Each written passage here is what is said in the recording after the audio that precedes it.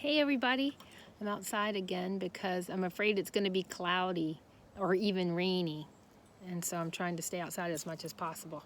So I'm here with chapter 6, and it's called Ta-da, or ta-da, like that. In the torchlight, Jack saw 3 huge men standing over him. One with very squinty eyes held the torch.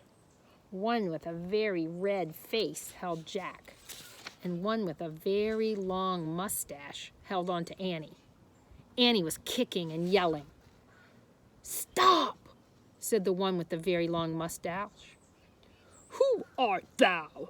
said the one with the very red face. "Spies, foreigners, Egyptians, Romans, Persians," said the squinty-eyed one. "No, you dummies," said Annie. Oh goodness, Annie. "Oh, brother," Jack muttered. "Arrest them," said Red-Faced. "The dungeon," said Squinty Eyes. The guards marched Jack and Annie out of the armory. Jack looked back frantically. Where was his backpack? "Go," said a guard, giving him a push. Jack went. Down they marched, down the long, dark hallway.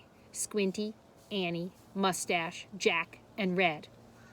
Down a narrow, winding staircase. Jack heard Annie shouting at the guards.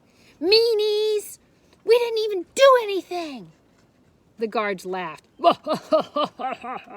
They didn't take her seriously at all. At the bottom of the stairs was a big iron door with a bar across it.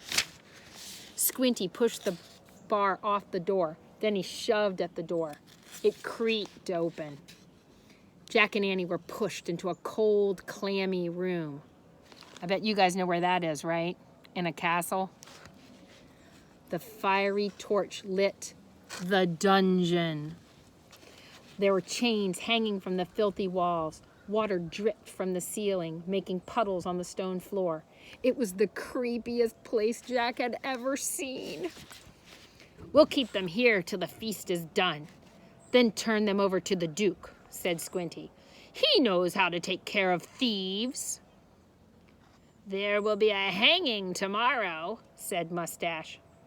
"If the rats don't get them first," said Red. They all laughed. Jack saw that Annie had his backpack. She was quietly unzipping it.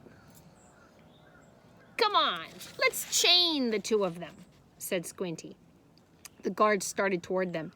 Annie whipped out her flashlight out of the pack. "Ta-da!" she yelled. The guards froze. They stared at the shiny flashlight in her hand. Annie switched the light on. The guards gasped in fear. They jumped back against the wall. Squinty dropped the torch. It fell into a dirty puddle on the floor, sputtered, and went out. "My magic wand," Annie said, waving the flashlight. "Get down, or I'll wipe you out." Jack's mouth dropped open. Annie fiercely pointed her light at one, then the other. Each howled and covered his face. Look at these guys. And look at Annie. Annie has really good ideas, doesn't she? And she's also really brave. "Down! All of you get down!"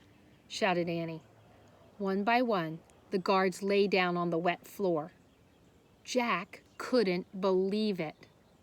"Come on," Annie said to him. "Let's go." Jack looked at the open doorway. He looked at the guards quaking on the ground. "Hurry," said Annie. In one quick leap, Jack followed her out of the terrible dungeon.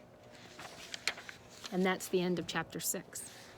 So chapter 7 is called A Secret Passage. And I'll be back with that one. Good job listening, you guys. Take care. I'll see you for the next chapter.